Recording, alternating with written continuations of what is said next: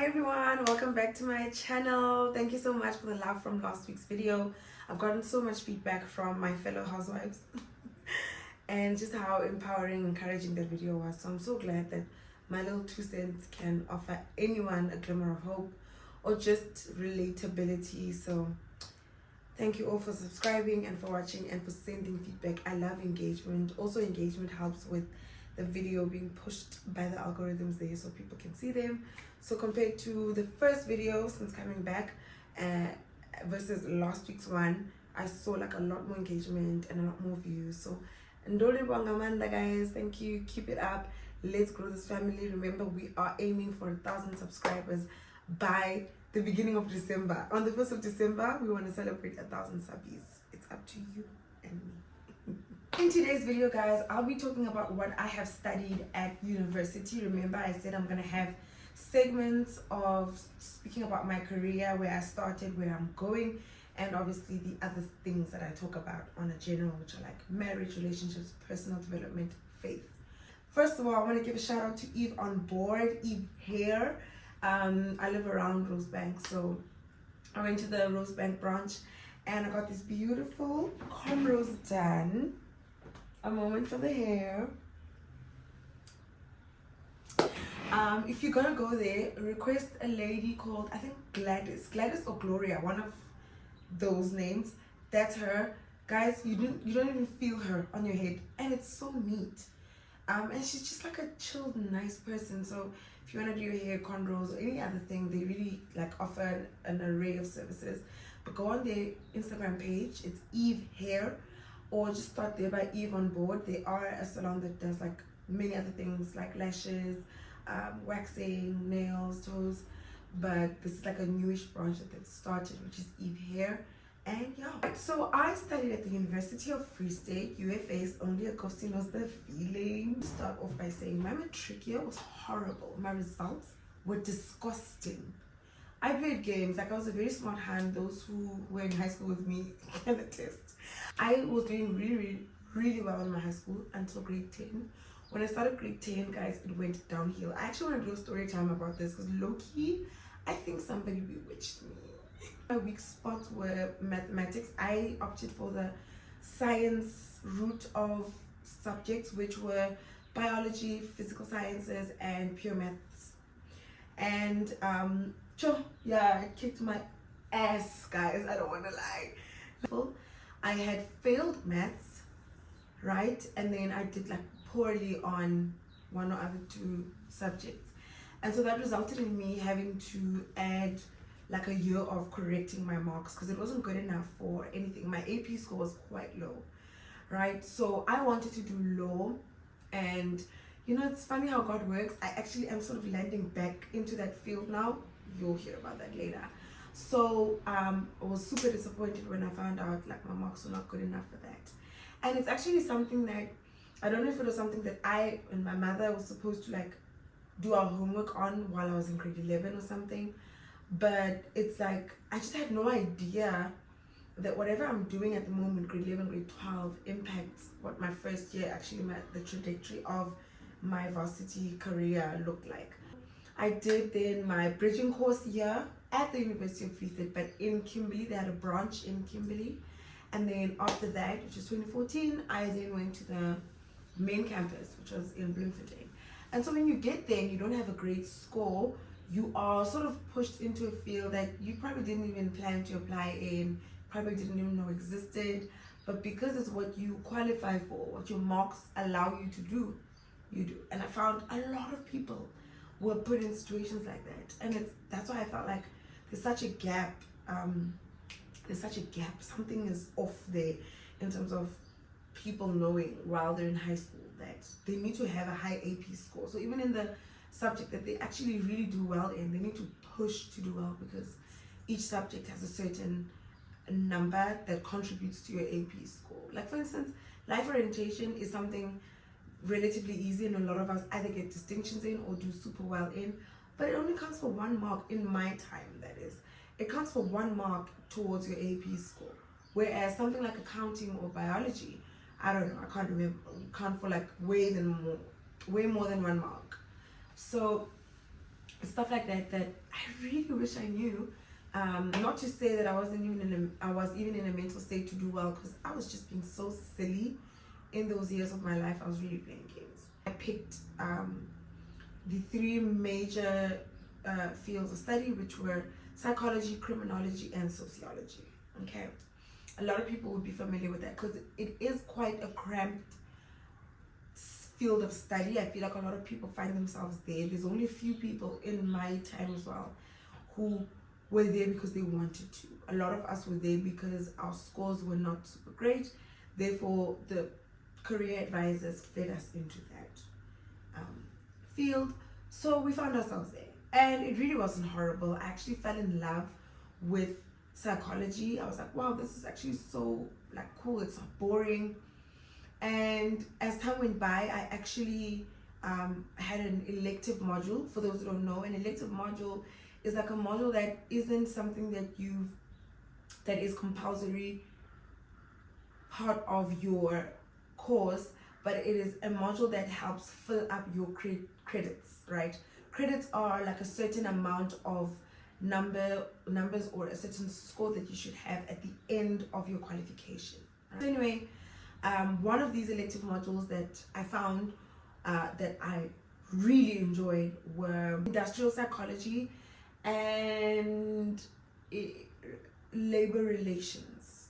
These guys, oh, I'm talking about my passion. Let's go. Labor relations or industrial psychology is basically the study of the human resource, which is a human being in a workplace, and everything that encompasses that, right? So we are like the doctors, the mental, emotional, general well-being doctors of people in a workplace.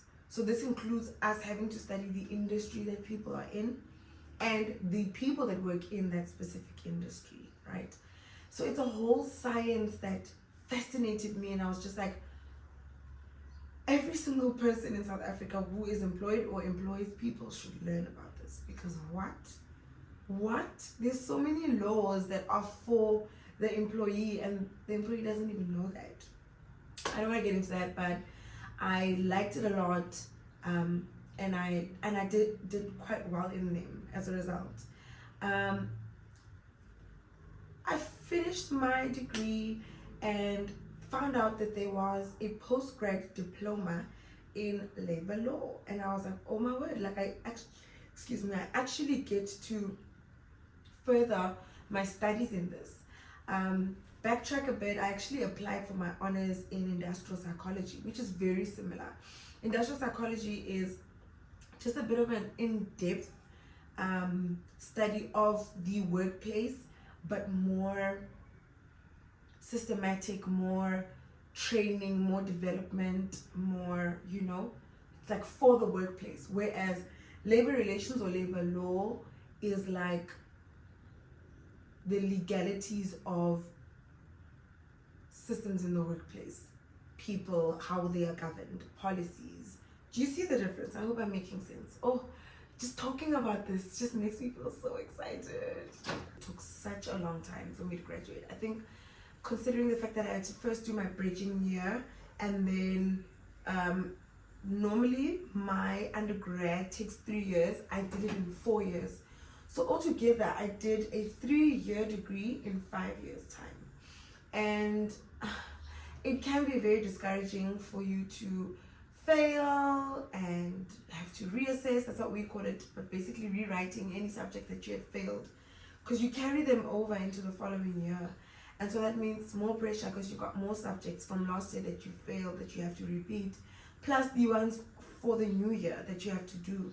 So I went through a lot of and I'm sure every single person who's been in varsity, unless you're like super flippant smart, has gone through this, where you battle with anxiety, you battle with a little bit of depression, and having to knuckle down and just fight for your life. So God was so good with that, and I overcame that fear and actually got some strategies. And even to this day, I'm super passionate about helping students who are in varsity to overcome fear, because it's such a tool that the enemy uses to delay you and actually just not make you pass or get your qualification at all when you're in varsity, because it's literally in your hands. Like, no one is there to be like, come, you can do it. It's literally like in your hands for you to overcome the fear and actually still study, prepare, go past that subject. Like, it's so crazy. But God was faithful, and I was in a supportive church that helped me a lot with stuff like that. I had understanding friends and housemates. I didn't live on res, so I was in a commune, and like these group of girls were the best, like the best connections I've ever made. It is said that you make your best connections, your lifetime connections in varsity, and I can attest to that, because these girls, like, it's almost like we all got saved properly in our first year of living together, and we just grew together, like in everything, in faith, in our lives, personally, in our studies. We rooted for each other because we were all studying different things, and it's just so important to build those type of connections in uni, you know, like really those are the people that will walk with you and you will walk with for life. So I mean, not all the relationships survived, but like really the key ones that I have to this day were formed there. So I just want to encourage anyone who is in varsity right now to not be that person that's like closed off. Even if you are like an introvert, the nice thing about university is there's just such a different variety of people, and you just always tend to be drawn to your people, your crew. Like, you always find someone like you, similar to you in university, if you open up. I had already met my husband by 2017, and I got married I think the year before my final year, right? Or in my final year, I cannot remember, but I know that by the time I had to now apply for my post-grad, I was like pregnant, right? So I got into my post-grad. This is the post-grad diploma in labor law, and the requirements for this is basically have any degree, because that's what post-grad qualifications require. They require you to have any degree. So the nice thing about that, and I didn't know this, is you could literally study, I don't know, something in humanities or something in agriculture, and go do a post-grad in law or science type of thing. Like, university is like, you can do, there's so many possibilities, and we're really not educated well enough. Until you inquire about these things, you won't know, because it's not like obvious information that is just put out there. So if you have interests in different fields, I'm sure there's a way to put those interests together. Just find out, just go to the faculties that you're interested in and find out what it is they offer. Always like an academic or career advising office on campus, most campuses, and you just go there and you have a chat with the people there, the advisors, and I'm sure they can show you routes on how to combine your passions. My son was born in 2018, so this was probably 17 or early 2018, and I was now doing my post-grad in labor law, and it was really going well. The majority of my classmates were like older people who were in the field already, who had been working, but they just want to sharpen their skills, I guess. So it was so interesting to be like young, not having worked at all, and being around these people and hearing the arguments that they make with the lecturer, because you could tell, yo, these people know what they're talking about. Like, they know what a union is, and I have no idea what this is. All I know is from the book, a trade union are people who represent employees, but these people are actual union members. They are representatives. They've fought CCMA cases. Do you understand? Like, they are in there doing the work, and they're just trying to sharpen their skills. And sitting around in spaces like that made me feel so at home.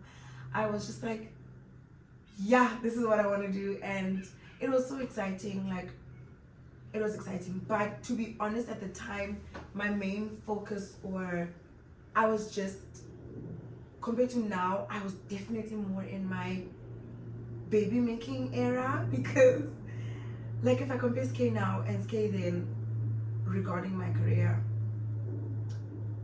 it's two different people, it's two levels of excitement.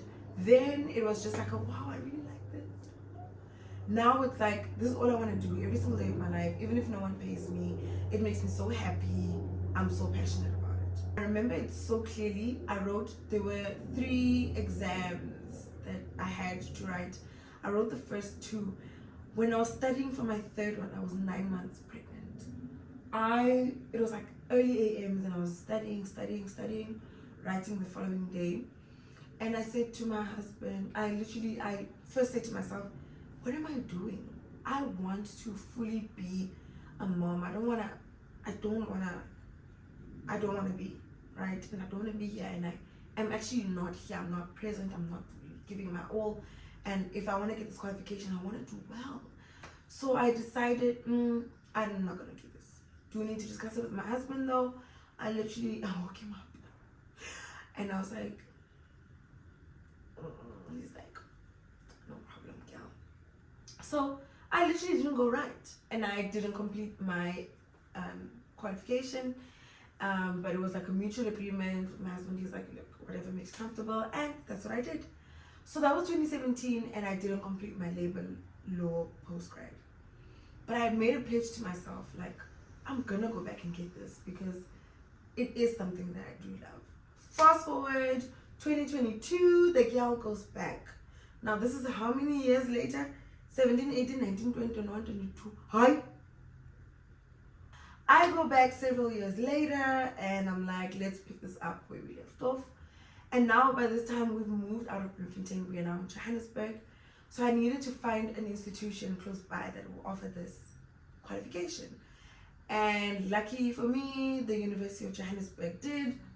I applied, got in, and I did it. And throughout that year, I was constantly stimulated. I mean, we had a lecturer that was so passionate about this. Prof. Elmarie Fourie, shout out to you, girl. She really just like deepened my love for this field, and it just made me come alive. It was exciting to study, even though I had been like not studying for almost 5 years. It's like, it was hard, but exciting. At least I wasn't bored going back to school.